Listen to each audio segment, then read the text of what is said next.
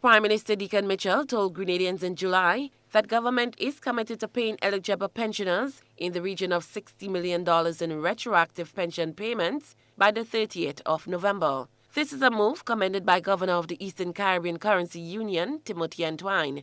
Mr. Antwine, who previously served as Permanent Secretary in the Ministry of Finance, said he sees it as a light at the end of the tunnel. He said the government proceeding with these payments without borrowing is also highly commendable. That is a testament to fiscal management.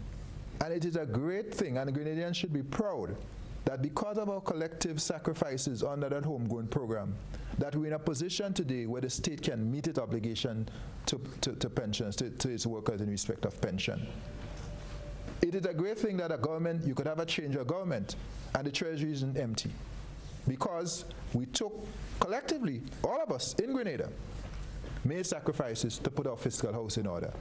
Grenada entered into a 3-year structural adjustment program with the International Monetary Fund in January of 2014. The main objectives of the program were to boost inclusive growth and job creation, and to restore fiscal and debt sustainability. Government suspended its fiscal rules during 2020 to 2022 as a result of the COVID-19 pandemic.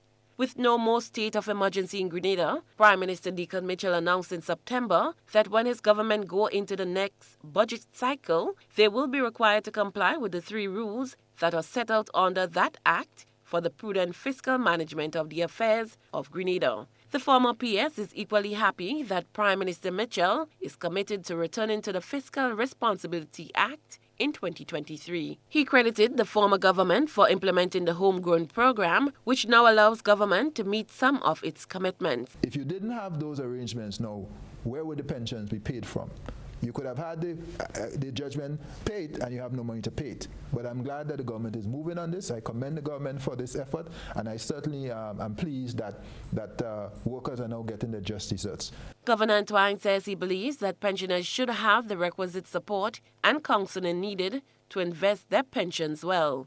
He gave some advice on how pensioners can best utilize their pension payment. I'm sure they already have plans for the money, but somebody asked me, well, what will you do with it? What should they do with it? I said, well, it's up to people, but you could pay down some debts, you could put away a rainy day fund, and you could invest in a business. Those are 3 ideas for your pension.